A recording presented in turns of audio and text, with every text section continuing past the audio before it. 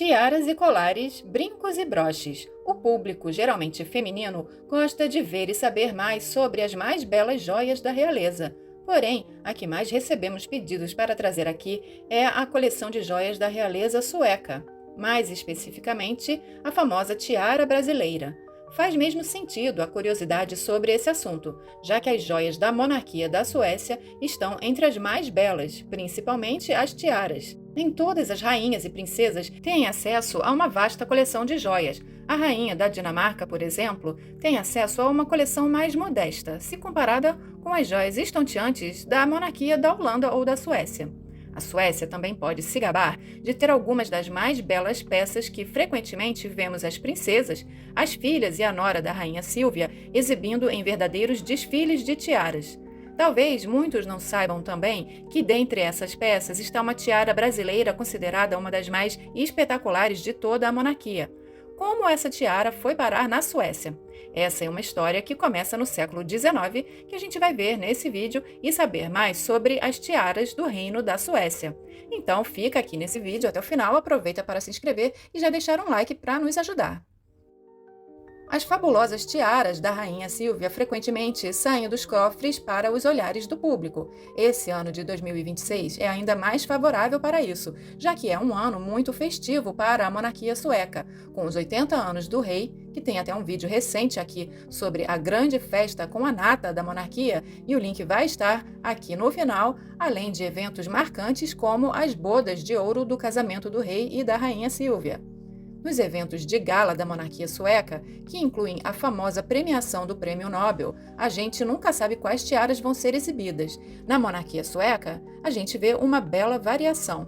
A impressionante coleção de tiaras não é apenas um símbolo de riqueza e status, e sim um testemunho da história, com grande valor simbólico e cultural. Vamos ver 9 das mais belas tiaras dessa coleção e conhecer os detalhes por trás dessas relíquias passadas de geração a geração através dos séculos e que muitas vezes até mudaram de um reino para outro. A parure de safiras Loistenberg é uma das mais espetaculares joias da realeza, com uma mescla de muito bom gosto entre 11 safiras e diamantes incrustadas na tiara, um colar e brincos com as mesmas pedras e um broche, e compõe também esse magnífico conjunto os tradicionais grampos de cabelo, que eram adornos que simbolizavam status e beleza. As peças têm uma longa história por trás delas. O conjunto, feito por volta de 1810, provavelmente pelo joalheiro parisiense Marie-Étienne Nittot, fundador da joalheria Chaumet, foi um presente da imperatriz Josefina da França para sua nora, a princesa Augusta da Baviera, duquesa de Loistenberg. Augusta foi a mãe de Amélia de Loistenberg, que se tornou a nossa segunda imperatriz. Mais adiante vamos ver como a nossa segunda imperatriz foi personagem fundamental para a coleção de tiaras sueca. Esse espetacular conjunto chegou à Suécia através de uma das filhas de Augusta, chamada Josefina, que se casou com o rei Oscar I da Suécia em 1823. A tiara destaca-se por ser flexível. Seus 11 motivos florais e de folhas em formato de madressilva acomodam safiras que podem ser totalmente removidas ou substituídas. Com essa armação flexível, ela pode ser usada aberta ou fechada como uma pequena coroa. Essa tiara também tinha pérolas que podiam substituir as safiras, mas já há muito tempo são usadas como brincos. A rainha Sílvia usou o conjunto pela primeira vez pouco depois de seu casamento, e ela já declarou que essa está entre as suas tiaras favoritas. Quem não ia ter entre as suas joias favoritas safiras como essa, não é?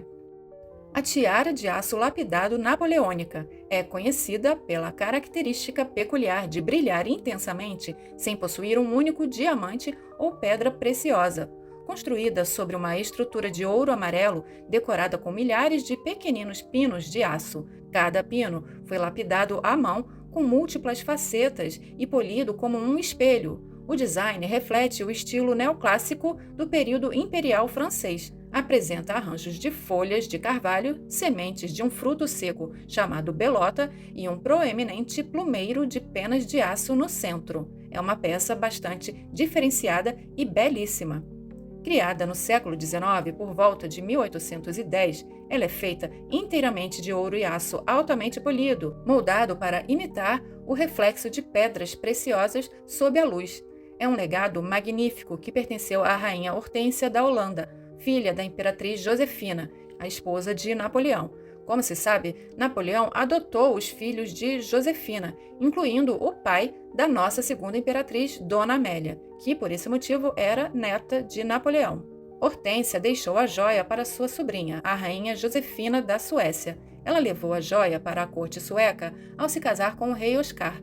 A tiara é composta por folhas de aço perfeitamente lapidadas, cravejadas em ouro. Na época, joias de aço lapidado eram o auge da sofisticação na Europa.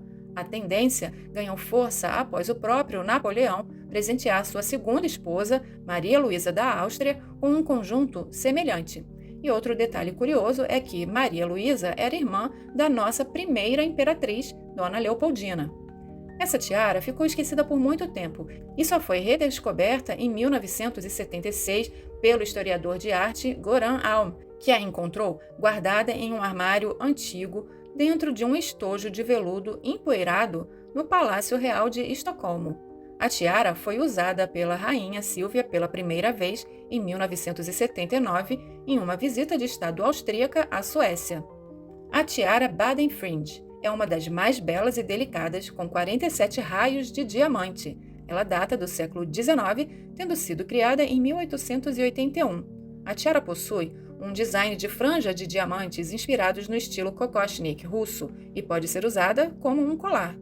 Quando a joia é usada como um colar, as franjas são colocadas para baixo.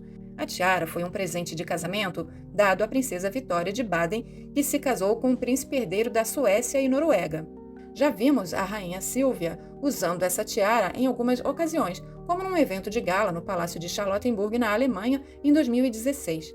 Já a princesa herdeira, Vitória, usou essa tiara pela primeira vez no casamento do príncipe herdeiro da Noruega em 2001, e agora ela é uma das mais populares da monarquia sueca, sendo mais associada à figura da princesa Vitória.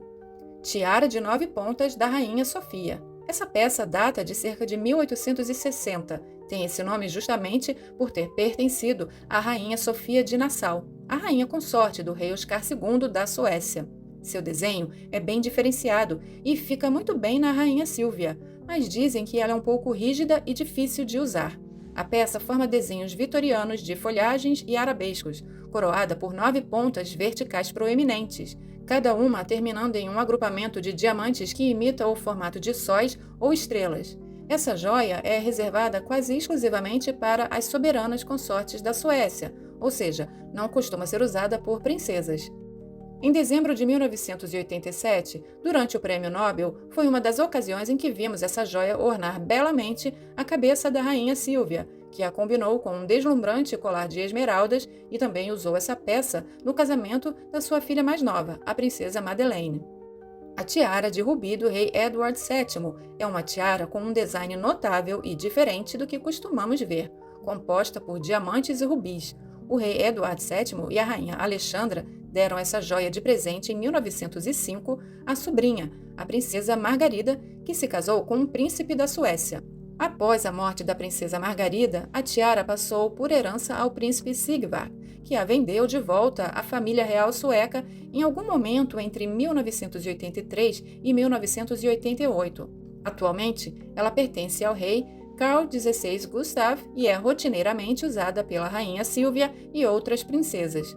Como várias outras joias da realeza, ela é bem versátil e foi usada pela rainha Sílvia pela primeira vez, não como uma tiara, e sim como um colar durante uma visita de estado holandesa em 1987.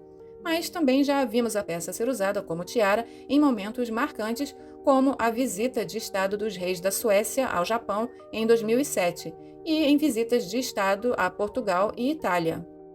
Tiara de diamantes Connaught. Ela tem um design belo, exótico e delicado, com gotas de diamantes sendo considerada uma das peças de joalheria mais requintadas.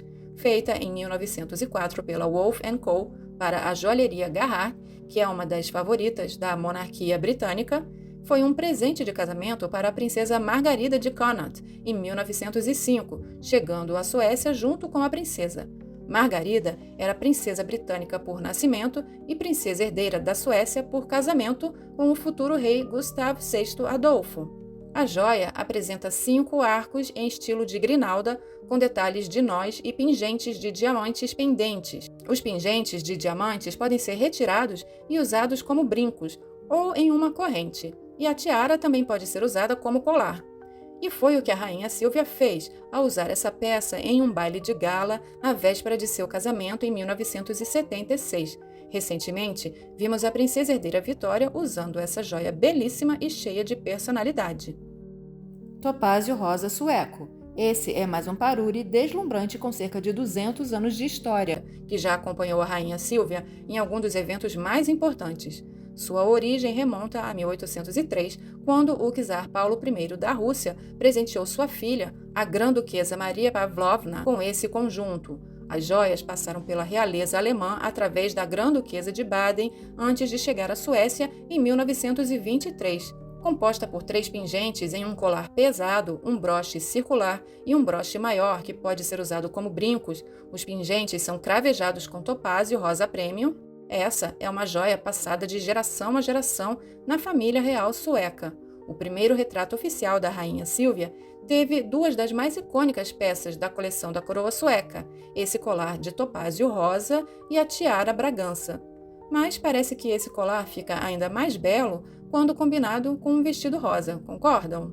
E claro que para nós brasileiros, a peça considerada a mais espetacular da coleção sueca tem um significado maior, já que os diamantes saíram daqui e suas pedras embelezaram 2 imperatrizes brasileiras. Estamos falando da tiara Bragança. A tiara Bragança deve ser a mais conhecida do público brasileiro. Ela também é conhecida como a tiara brasileira. Mas vocês conhecem a história por trás dessa imponente joia que une o Brasil, Portugal e a realeza europeia? Ela é considerada a tiara mais magnífica da família real sueca há 150 anos e, devido à sua origem, é uma das preferidas da rainha Silvia, que ela até usou recentemente no aniversário de 80 anos do seu marido. Essa peça existe graças a Dom Pedro I, o primeiro imperador do Brasil.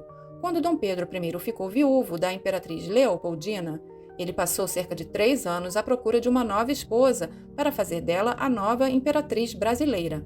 Tarefa essa que não foi fácil e demorou esse tempo todo por causa da má fama de Dom Pedro e seu escandaloso caso com Domitila de Castro. Depois de muito negociar e procurar nos reinos europeus, o Marquês de Barbacena conseguiu costurar o casamento da jovem e bela princesa Amélia de Leuchtenberg, da Baviera, com Dom Pedro. Ela tinha apenas 17 anos quando se casou com o imperador em 1829, o que fez dela a segunda imperatriz do Brasil. Dom Pedro mandou fazer a tiara na França como presente de casamento para Dona Amélia, usando diamantes de joias que pertenceram a Leopoldina. Os filhos da falecida imperatriz herdaram suas joias, por isso Dom Pedro comprou de seus filhos os diamantes que originalmente vieram de Minas Gerais e foram usados num belo colar para a imperatriz. Com o segundo casamento do imperador acertado, ele ordenou que a peça fosse desmontada e suas pedras utilizadas na confecção de uma magnífica tiara com mais de 1000 diamantes para a sua segunda esposa. Ele mesmo teria elaborado o desenho em forma de folhas de carvalho que recebeu o nome de tiara de Bragança, nome da dinastia reinante no Brasil, e faz conjunto com um par de brincos de diamantes, um broche floral e uma riviera de diamantes. A joia é uma verdadeira obra-prima, medindo 12 centímetros de altura por 50 centímetros de largura. É composta por arabescos, folhas, flores e cravejada com mais de 1.200 diamantes. Mas como essa joia, que pertenceu a uma imperatriz do Brasil, foi parar na Suécia? Bom, acontece que Dom Pedro e Dona Amélia tiveram uma única filha, a princesa Maria Amélia, que nasceu na França quando Dom Pedro já havia abdicado do trono do Brasil. Como se sabe, Dona Amélia ficou viúva em 1834 e praticamente criou a filha sozinha, e sua intenção era deixar suas joias de herança para a filha. Porém, infelizmente, sua filha faleceu de tuberculose em 1853. Dona Amélia teve 4 irmãs, dentre elas Josefina Maximiliana Eugênia Napoleona, que se tornou rainha consorte dos Reinos Unidos da Suécia e Noruega ao se casar com Oscar I da Suécia. Já que Dona Amélia havia perdido a filha, ela deixou suas joias para a irmã, que as herdou quando Amélia faleceu em 1873. Conforme a pesquisadora Cláudia Tomevici conta, Amélia também teria dado algumas joias para os seus enteados, filhos de Dom Pedro e Dona Leopoldina, que em muitas cartas que vemos, por exemplo, de Dom Pedro II, quando era criança, para a Dona Amélia, ele a chama de mamãe. Cláudia conta também que a rainha Josefina transformou essas joias, que haviam sido um presente particular de sua irmã, em joias de Estado da coroa sueca em 1876. Lembrando que a tiara de diamantes e esmeraldas, que era de Dona Amélia e foi deixada também para sua irmã, não entrou nesse conjunto de joias que passaram a pertencer ao Estado. E por isso, através de casamentos, ela acabou sendo presenteada a uma princesa da Noruega. E é por isso que hoje em dia vemos a rainha Sônia da Noruega usando essa tiara espetacular com suas impressionantes esmeraldas, como a gente acabou de ver também na celebração dos 80 anos do rei da Suécia. A rainha Sônia estava usando essa tiara que pertenceu à Dona Amélia.